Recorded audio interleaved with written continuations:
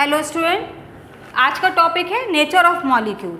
ये टॉपिक आता है मॉलिक्यूलर ऑर्बिटल थ्योरी के अंतर्गत। नेचर ऑफ मॉलिक्यूल मतलब नेचर ऑफ मॉलिक्यूल दो तरह के होते हैं।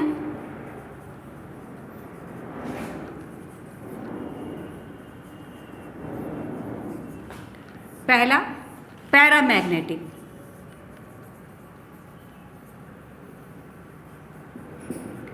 दूसरा डायामैग्नेटिक।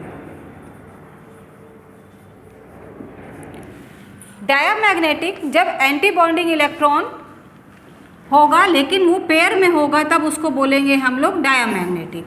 और जब पैरामैग्नेटिक क्या होगा, एंटी बॉन्डिंग इलेक्ट्रॉन जब पेयर में नहीं होगा, सिंगल होगा, तब मॉलिक्यूल का नेचर होगा पैरामैग्नेटिक। फॉर एग्जाम्पल हम लोग एग्जाम्पल के लिए लिथियम ले लेते हैं।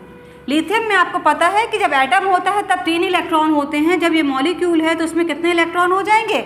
6 इलेक्ट्रॉन हो जाएंगे। और इसको इसी इलेक्ट्रॉनिक कॉन्फ़िगरेशन के अकॉर्डिंग हम लोग फिल करेंगे। अब इसको हम लोग फिल करना शुरू करते हैं। तो इलेक्ट्रॉन जब फिल करेंगे sigma 1s2 sigma star 1s2, right. ये हो गए हमारे 4 इलेक्ट्रॉन।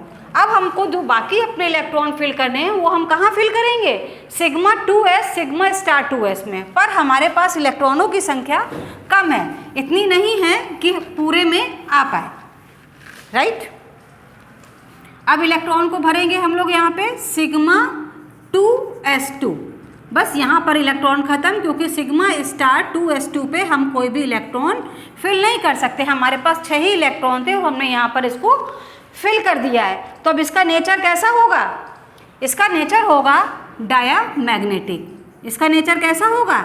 Diamagnetic, right.